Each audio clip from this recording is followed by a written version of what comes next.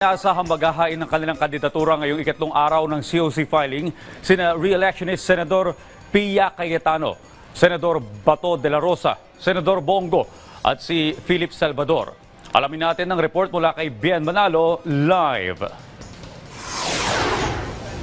Tama ka dyan, Audrey. Inaasahan na nga ng COMELEC na dadagsa pa sa mga susunod na araw ang maghahain ng kanilang COC. Kahapon nga ay ilang malalaking pangalan sa politika ang naghain na ng kanilang kandidatura para sa pagkasenador.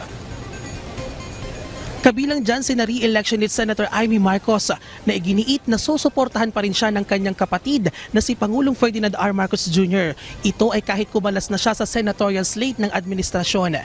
Magkakasabay namang nagsumite ng kanilang kandidatura ang tinaguriang macho block ng Senado na sina Tito Soto, Ping Lacson at Lito Lapid. Pero may ilang baguhan din ang nagnanais na maluklok sa Senado na naghahangad ng pagbabago sa bansa. Samantala, nagulat naman ang publiko nang maghain ng COC ang sikat na vlogger na si Deo Balbuena o mas kilalang si Diwata bilang fourth nominee ng Vendors Party List. 10 senator wannabe ang naghain ng kanilang COC habang 11 party list group ang nagsumite ng kanilang Certificate of Nomination and Acceptance.